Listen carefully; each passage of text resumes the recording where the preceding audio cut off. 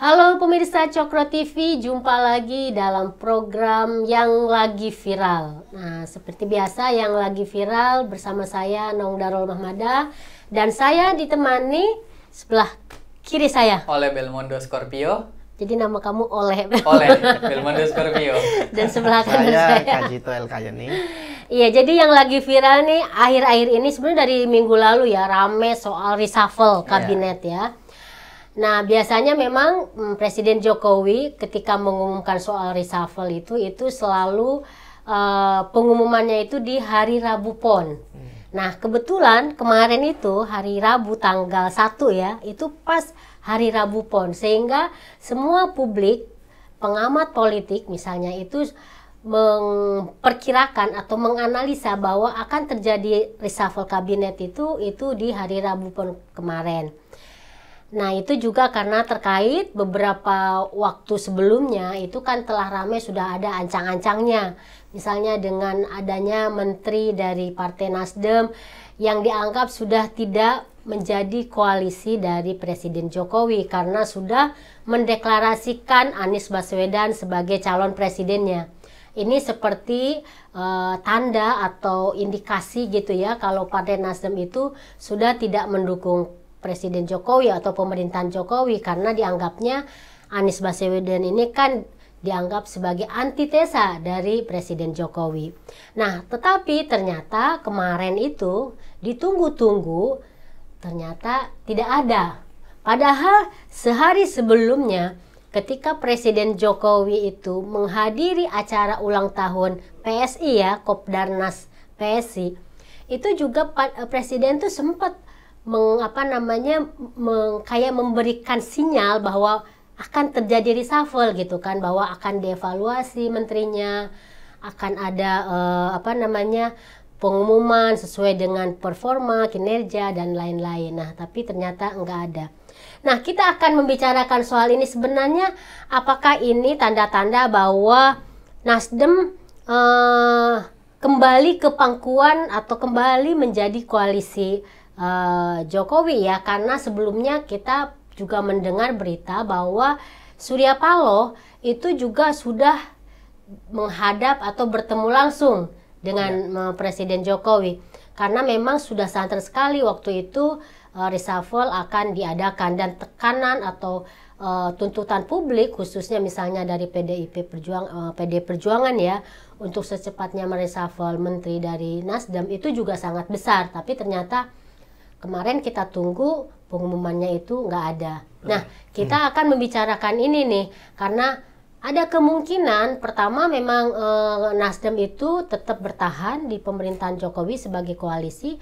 Yang kedua, dampaknya adalah ada kemungkinan Anies itu di Nasdem itu akhirnya juga posisinya itu ngegantung gitu karena tanda bahwa Pak Surya Paloh menghadap Presiden Jokowi itu sekaligus menegaskan gitu bahwa misalnya sebelumnya sudah ada pernyataan dari Pak Surya Paloh bahwa ya kalau kayak gini mah ya akhirnya tergantung Pak Jokowi aja. Misalnya kalau saya harus mencabut dukungan kepada Anies juga nggak apa-apa kayak gitu-gitu kan, ada tuh sebelum-sebelumnya pernyataan seperti itu ya.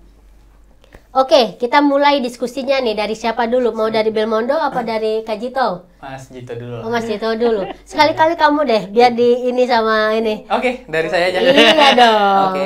Biar nanti di smash gitu kan ya. oleh Kajito. Ini karena permintaan saya, maka saya duluan. Iya, duluan. Oke, kalau saya perhatikan yang pertama, kan isu terkait dengan pergantian menteri-menteri dari Nasdem ini terus bergulir ya. Kan ada 3 nama tuh, ada Yasin, ada Menteri Pertanian, Nurbayati, Lingkungan, dan satu lagi Joni. Tapi kalau kita perhatikan dari 3 orang ini ada 2 yang bermasalah sebenarnya. Ini adalah Menteri Pertanian karena kemarin DPR juga sampaikan kinerjanya sangat buruk. Karena terkait swasembada beras itu impor. Masalah-masalah demikian tuh masih ada dan nggak terselesaikan. Yang kedua Joni, ini yang bermasalah juga nih terkait dengan kebocoran data. Jadi kalau kita sebenarnya review ya secara terbuka ya, kedua orang ini patut dievaluasi lah, diganti. Terlepas dari kepentingan politik bahwa Nasdem itu berkoalisi dengan Jokowi atau tidak. Itu terkait dengan kinerja kabinet.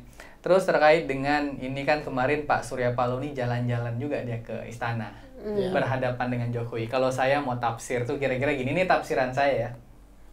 Pak Surya Paloh ini tidak melihat Anies itu sebagai calon presiden yang diidamkan kalau menurut saya. Dia melihat Anies ini sebenarnya bisa membawa suara nggak sih untuk partai. Sebenarnya saya berangkatnya saya rasa dari situ. Tapi nyatanya setelah dideklarasikan, Aniesnya naik, Nasdemnya sempat nyungsep. Dan di situ saya rasa kekecewaan Nasdem terhadap Anies. Yang kemudian sampai hari ini pun Nasdem tuh menyerahkan aja wakil, silakan Anies pilih. Koalisi silakan Anies pilih, tapi sampai hari ini koalisi Nasdem nggak terbentuk. Saya rasa kekecewaan itu yang Pak Surya Paloh dapat, sehingga dia kalau berhadapan dengan Jokowi ini mungkin yang disampaikannya adalah saya ikut arahan Pak Jokowi aja, ini partai juga nggak berdampak apa-apa saat saya curi start untuk menjadikan Anies sebagai calon presiden. Saya rasa Nasdem melihat itu. Terus terkait dengan sebenarnya kalau Rabu Pon kemarin itu kan isunya banyak ya Teh. Selain 3 Nasdem ini kan ada juga tuh yang kabarnya Menpora juga ya, Zainuddin tuh diganti karena dia mau naik sebagai wakil ketua PSSI. Sehingga banyak muncul stigma pergantian ini bukan hanya pergantian Nasdem, tapi perbaikan kabinet secara utuh. Saya kira apa yang dilakukan Surya Paloh terhadap Nasdem untuk menaikkan Anies itu kan blunder. Dan hari ini saya rasa dia ingin mencoba memperbaiki itu. Sehingga sampai hari ini pun reshuffle nggak terjadi. Kalau reshuffle nggak terjadi nih, berarti Pak Jokowi masih ingin mempertahankan para 3 orang dari Nasdem ini. Berarti ada kesepakatan dong yang dibuat kalau dalam giat politik. Terus kira-kira apa setelah itu? Saya rasa setelah itu tuh Anies nggak dicalonkan oleh Nasdem, saya rasa ya. Dan kemungkinan terburuk nih Mas Dito, ini obrolan kita ya. Saya rasa juga nih Mas, kalau Anies nggak naik dari Nasdem, Ganjar juga nggak naik dari PDIP Mas. Karena kan dalam hitungan elektabilitas 1, 2, 3, Ganjar itu orang urutan pertama, Anies kedua, Prabowo ketiga. Jadi kalau Pak Anies Baswedan naik dari Nasdem, orang yang paling tepat dan paling bisa mengalahkan Pak Anies cuma Pak Ganjar Pranowo. Dan kalau misalnya Pak Anies nggak jadi naik, saya rasa ya, ini kan giat-giat politik yang saya baca, Pak Ganjar juga nggak jadi naik. Kalau Pak Ganjar nggak jadi naik, pertanyaannya siapakah yang akan bertarung di Pilpres 2024? Kalau saya perhatikan lebih jauh, mungkin Mas, tapi Mas boleh bantah nanti. Mungkin PDIP akan menaikkan Puan dengan koalisi yang kita nggak tahu siapa sampai hari ini. Kemudian Golkar dengan KIB-nya akan menaikkan Airlangga. Dan poros ketiga itu diisi oleh Pak Prabowo dengan timnya. Jadi ada 3 calon. Cuman kan kita tahu elektabilitas Pak Prabowo ini cukup tinggi di antara 3 nama dibanding Airlangga dengan Puan. Berarti ada poros ketiga yang sebenarnya kuat, yang mungkin suara Pak Anies kembali ke Prabowo, tapi suara Ganjar bisa pecah 2, bisa ke Golkar, bisa ke PDIP. Kalau saya melihat gambaran yang lebih jauh, akibat dari tidak dijadinya reshuffle, Anies tidak naik dan dipilihnya calon presiden dari orang-orang yang sebenarnya nggak kita perhitungkan sampai hari ini. Karena elektabilitasnya rendah. Sebenarnya itulah yang saya coba analisa Tenno. Mas Kajito, silahkan Mas Kajito, lebih ahlinya lah. Gimana bro, Cito? Jangan nggak setuju Mas, ya kita diskusi Mas, jangan nggak setuju. Jadi memang itu spekulasi yang berani ya. Dan ini narasi ini saya lihat juga ada di internal PDIP. Ya. Ada orang-orang yang mempropagandakan bahwa jika Anies nggak maju berarti Ganjar nggak maju, kira-kira begitu. Tapi saya ingin balik pertanyaan itu, seandainya memang itu skenarionya, Puan itu sulit untuk menang, gitu. Ya. Jadi di atas kertas, lah ngapain PDI partai yang pemenang pemilu memajukan calon dan sudah secara apa ya hitungan di atas kertas pasti kalah. Yang jadi pasti Prabowo, itu pasti itu kalau 3 calon tadi, 3 nama tadi yang Anda sebut tadi. Jadi hitung-hitungan seperti ini menurut saya terlalu berani spekulasinya. Terlalu gitu. berani ya? Ya itu mengabaikan fakta-fakta lain. Artinya begini, ketika misalnya kan isunya reshuffle tadi, Nasdem sampai hari ini belum ya, bukan tidak, itu belum. Jadi belum ya, mungkin karena diundur, mungkin ada banyak faktor lah yang mempengaruhi, termasuk pertemuan Surya Paloh dengan Jokowi kemarin. Artinya bahwa jika pun Paloh tetap mencalonkan Anies itu nggak jadi masalah kok. Masalahnya di mana? Terus Ganjar gemeter ketakutan tuh enggak, nggak masalah itu bukan masalah besar gitu loh. Memang akan menjadi pertarungan yang sengit ya, karena pasti ada politik identitas di sana, ada bekas pendukungnya Prabowo yang anti Jokowi pasti akan lebih militan lagi untuk menyerang Ganjar, itu pasti. Perhitungannya di situ. Tapi bukan berarti kalau yang maju Anies tuh Anies menang, enggak. dalam survei itu kan udah jelas kan, kalau Anies yang maju dan Ganjar maju, Anies masih kalah dengan Ganjar gitu loh. Itu belum menghitung jika nanti Ganjar sudah deklarasi. Ini belum deklarasi loh kondisinya. Anies sudah deklarasi. Prabowo juga belum gaspol ya. Jadi suaranya cenderung turun karena itu. Jadi menurut saya jika pun reshuffle tidak dilakukan, ini kemungkinan pertama ya. Itu belum tentu Anies gak maju. Bisa jadi tetap maju kan. Dengan kondisi ya, tukar tempat misalnya. Kan bisa saja mengganti Nasdem siapapun yang mau dengan mahar yang tinggi misalnya. Bisa masuk menggantikan posisi Nasdem. Seadanya Nasdem berubah pikiran ya di detik-detik terakhir, misalnya seperti omongan Paloh sebelumnya, saya ya tergantung arahan, kalau arahannya berarti mendukung, ya ini bahasa-bahasa politiknya Paloh sebenarnya. Karena Jokowi pun saya pikir nggak akan segegabah itu ya. Misalnya memberikan arahan, ya udahlah Anies nggak usah didukung misalnya. Untungnya buat apa Jokowi? Untungnya apa ya untuk Jokowi? Nggak ada. Kecuali kalau itu sebelum dilakukan, itu ada arahan diam-diam mungkin. Tapi kalau sudah kayak gini, itu suatu blunder menurut saya. Dan itu nggak mungkin dilakukan. Jadi reshuffle yang belum terjadi ini memang memunculkan banyak spekulasi ya. Di antaranya bahwa, kalau begitu Nasdem memilih tetap ada di kabinet dan urung mencalonkan Anies. Tapi itu nggak ada dasarnya loh ini. Ini spekulasi orang-orang ya. Saya bahkan cari tadi di berita yang ada judulnya clickbait tadi kan, saya nggak ada satupun baris kalimat yang mengatakan demikian. Artinya bahwa ini narasi yang dulu di internal sudah, internal PDIP dan seterusnya, atau orang-orang yang menghendaki adanya calon lain di luar yang elektabilitasnya tinggi itu gitu. Jadi kemudian ketika reshuffle ini dilakukan misalnya, dan faktanya bahwa tadi menteri-menteri Nasdem memang kinerjanya kurang baik gitu ya, kemudian di reshuffle, pertanyaannya adalah apakah masih dari Nasdem, kan itu. Kalau menterinya dari luar, nah alasannya apa? Apakah Nasdem melakukan kesalahan yang sangat besar misalnya dengan mengangkat Anies? Apakah itu membuat Jokowi antipati misalnya? Saya pikir enggak ya. Kalau kecewa mungkin karena Anies ini kan tipikal orang yang misalnya gini, Jokowi itu kan orang yang senang dengan seseorang yang giat bekerja, yang punya visi gitu ya, pekerja keras, makanya yang tegas kayak Ahok itu senang dia. Dengan siapa lagi, Pak Basuki itu senang banget. Karena Pak Basuki itu kalau kerja tuh gila kerja kan orang itu.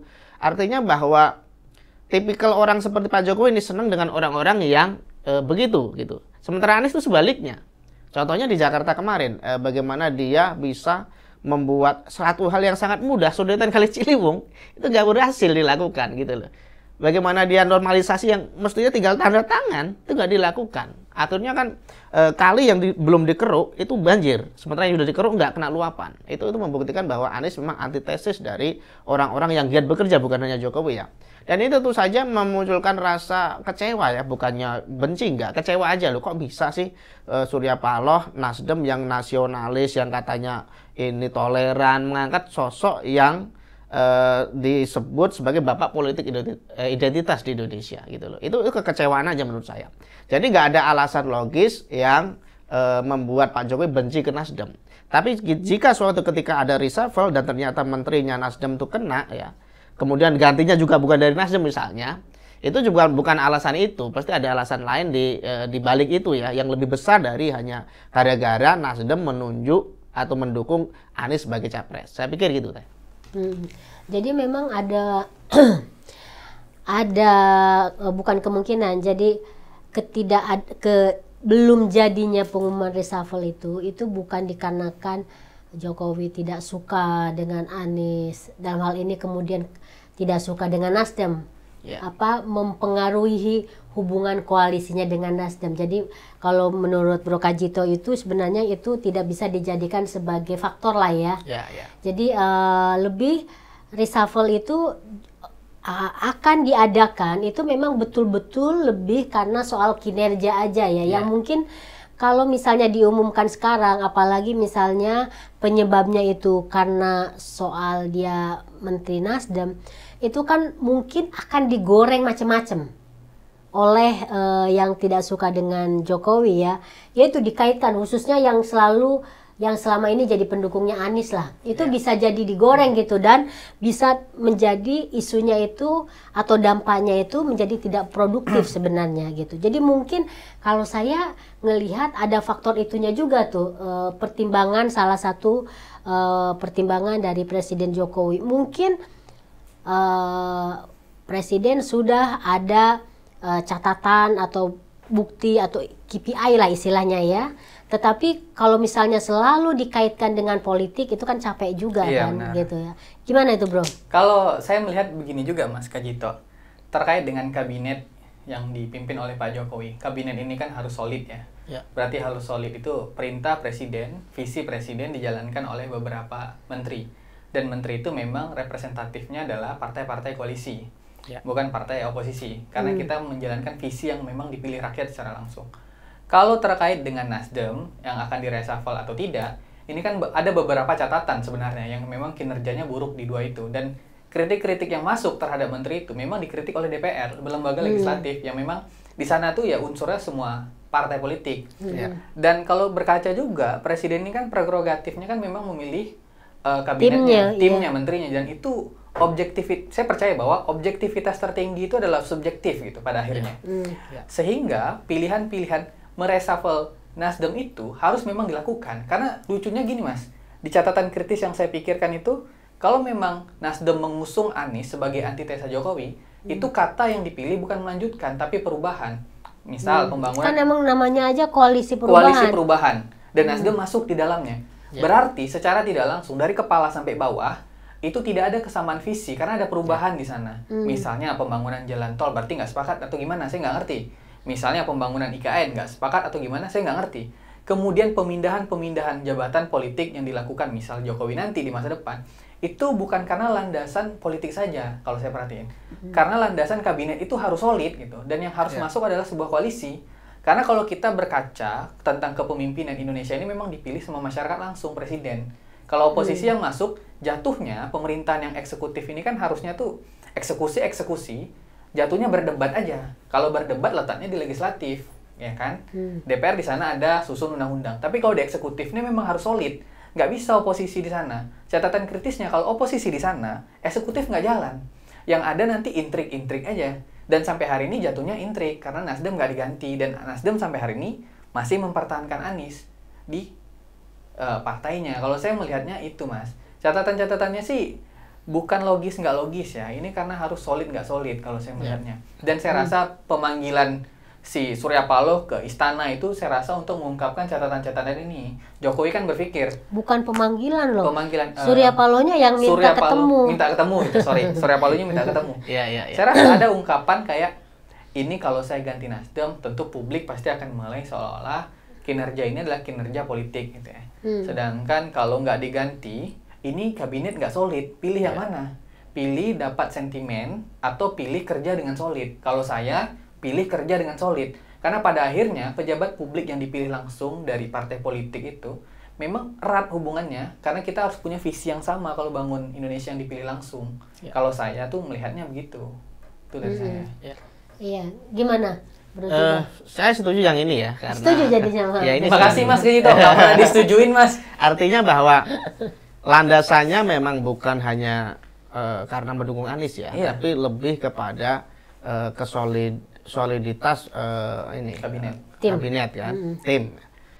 Saya melihat alasan apalagi ya, alasan lain di balik itu selain itu ya, tentu saja itu adalah pemilihan kubu ya. Artinya bahwa kenapa Nasdem yang dulu ada di kubu pemerintah sekarang ini hendak berkoalisi dengan tim oposisi gitu loh, Demokrat dan PKS. Itu yang mungkin membuat satu penilaian lagi tambahan bahwa jika partai koalisi berteman dengan oposisi, apa jadinya pemerintahan ini? Itu logis ya. Artinya bahwa ketidaksukaan Jokowi terhadap langkah Nasdem itu bukan karena dia mendukung Anies sebenarnya. Kalau dia mendukung Anies tapi pakai Golkar terus ini mungkin nggak terlalu inilah dampaknya ya. Tapi karena dia berkoalisi dengan partai-partai yang jadi oposan, ini tentu namanya lagi perubahan kan. Ini tentu membuat dampak psikologis ke Jokowi Ini maunya apa gitu loh. Ini orang dari koalisi saya. tapi tiba-tiba membuat sebuah sekongkolan, perkumpulan yang menghendaki adanya perubahan dari program-program yang sudah saya buat. Itu artinya bahwa secara tidak langsung dia ingin mengkritik kinerja saya selama ini. Padahal orang ini ada di dalam loh. Kalau yang mengkritik itu Demokrat, PKS, ya itu terserah mereka kan. Oposisi kan. Oposisi itu merdeka, bebas mengkritik apa saja. Ini orang yang sudah ada di internal, mendapat fasilitas, mendapat kue kekuasaan, ya, yang nggak sedikit loh, 3 menteri loh. Dan itu menteri dulu malah Nasdem tuh dapat kejaksaan dan seterusnya, itu sangat powerful itu. Artinya bahwa kue kekuasaan ini tentu harus ada ini ya, timbal balik lah. Minimal ya jangan menyinggung, jangan terlalu frontal gitu loh. Kamu mendukung Anies oke, tapi koalisinya ya jangan dengan inilah orang-orang di oposan ini, itu sama saja kan mencoreng mukanya Jokowi kan, menantang Jokowi secara tidak langsung. Apalagi membuat nama koalisinya juga perubahan. Mestinya kan ada bahasa-bahasa lain yang menyamarkan niat tadi. Itu seperti orang terang-terangan mau nikam Jokowi dari depan kan, bukan dari belakang lagi. Dan ini menurut saya tidak etis ya dari segi politik. Saya tidak tahu nih Surya Paloh ini memang agak aneh orangnya ya. Kemarin ketemu di istana itu juga gitu. Ada pembicaraan yang mungkin nggak boleh disampaikan publik, disampaikan. Dan Jokowi membantahnya. Saya nggak ada pembicaraan semacam itu, nggak ada urusannya politik dengan saya, mau dikit-dikit dikaitkan dengan saya. Surya Paloh kan mengatakan bahwa dia mempertanyakan kenapa kok kamu mendukung Anies kok nggak konsultasi dengan saya gitu loh, nggak ada omongan ke saya. Padahal benar dan tidaknya omongan itu, mestinya omongan seperti ini nggak boleh diungkap ke publik kan. Akhirnya Jokowi membantah itu. Nah kita kalau yang pihak satu membantah berarti kan ngarang ini kan, berarti kan gitu kesimpulan saya ya. Meskipun saya yakin bahwa mungkin ada secara tidak langsung omongan seperti itu, mungkin bahasanya berbeda ya. Dan itu mestinya kalau dia paham etika politik jangan diungkapkan gitu loh. Tapi Surya Paloh memang bukan sekali saja bicara seperti itu, seperti kemarin kan. Dia siap membatalkan dukungan kalau ada perintah dari Jokowi. Ini berbahaya juga ini. Dia sengaja memancing di air keruh. Dia sengaja melemparkan omongan supaya seolah-olah bahwa Nasdem, Paloh itu benar-benar disetir oleh Jokowi. Ini kan nggak boleh. Presiden menyetir satu partai untuk memberikan dukungan pada sosok tertentu atau membatalkan dukungan. Ini nggak boleh gitu loh. Dan ini yang saya lihat mencoba dilemparkan oleh Pak Paloh beberapa kali ya. Pertama tadi saya ngikut aja Jokowi arahannya gimana, kalau mau dibatalkan ya saya pasti ikut. Itu yang pertama. Itu umpan dari Paloh ya, kemudian Jokowi mendapat serangan. Yang kedua, yang baru bertemu dari istana kemarin itu dia mengatakan bahwa Jokowi kecewa atau gimana gitu karena kenapa Nasdem mendukung Jokowi mendukung Anies tanpa konsultasi dulu, tanpa klarifikasi dulu ke Jokowi, seolah-olah bahwa mati hidupnya Nasdem itu seolah-olah kok ya Jokowi itu kayak diktator itu Jokowi posisi ini ya. Jadi menurut saya memang ini soal etika sebenarnya, bahwa dia menyampaikan fakta ke publik itu oke, tapi kan harus menimbang kan. Ya, menimbang bagaimana perasaan Jokowi. Ada hal-hal yang nggak boleh disampaikan ke publik. Ada hal-hal yang hanya boleh didengar oleh mereka berdua. Dan ini yang saya rasa dilanggar oleh Surya Paloh. Dan saya nggak yakin bahwa orang ini berkomitmen ya untuk mendukung pemerintahan sampai akhir nanti seperti ucapannya. Karena kalau melihat ucapan-ucapannya memang ini orang ini bermasalah, terutama dari etika politik tadi. Tapi yang menarik nih bro ya, dari rentetan sepak terjangnya Surya Paloh yang terakhir kan ketemu sama Presiden Jokowi terkait ini ya pencapresan Anies, itu ini nggak tahu apakah koinsiden ya, apa saling terkait atau gimana gitu ya. Tapi yang menarik setelah itu kemudian dari dua partai nih yang dari dulu tuh selalu diharapkan oleh Nasdem untuk menjadi partai koalisi mereka nih untuk mencapreskan Anies, yaitu Demokrat dan PKS. Yang menarik, sebelum ada move-move yang tadi kita bahas ya, itu kan nggak pernah ada kesepakatan untuk mencapreskan Anies ya. Nah, tetapi setelah ada move-move ini misalnya kok kayak Demokrat terang-terangan mendukung Anies. Terus PKS juga mendukung Anies. Ada pertemuan antara Demokrat sama PKS untuk mendukung Anies, tapi yang lucu adalah Nasdemnya nggak ikut gitu. Jadi ini menarik nih, ini untuk namanya kita apakah ini juga tanda bahwa reshuffle ini nggak jadi itu karena faktor itu.